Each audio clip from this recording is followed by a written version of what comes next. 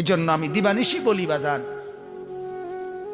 যে ঘরে ছেলে নামাজ পড়ে না, মেয়ে নামাজ পড়ে না, বিবি নামাজ পড়ে না, আহা আল্লাহর কসম উচিত ছিল ওই ঘরের বাপ মা শিক্ষেরা কান্দা,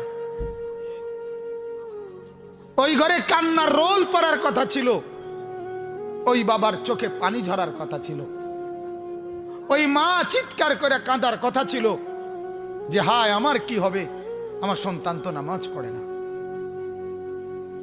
আমার মেয়ে তো নামাজ পড়ে না। আল্লাহর কসম এটা হওয়া কথা ছিল মুসলমানের ঘরে। আজ কোনো পেরেশানি নাই।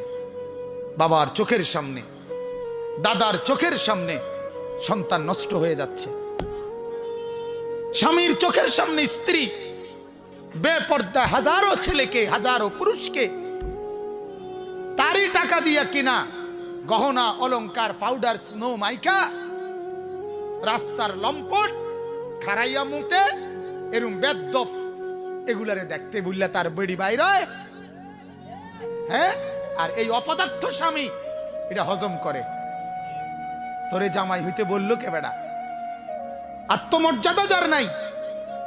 হযরত সাদ ইবনে আবি ওয়াক্কাস একজন সাহাবী রাদিয়াল্লাহু তাআলা আনহু একদিন বলছিলেন যে আল্লাহর কসম আমি যদি কোনোদিন 1 মিনিটের জন্য দেখি আমার বিবিকে কোন ভিন পুরুষের সাথে অন্যায় অবৈধ কোনো কথা বলে, আমি সাথে সাথে তার গর্দান ফেলে দেব।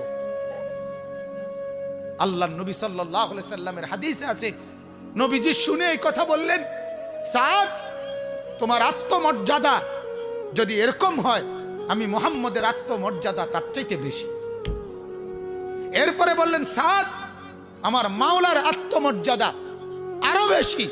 আমার আল্লাহ এমন অশ্লীল, এমন বেহায়াকে এক বিন্দু রহম করবে না,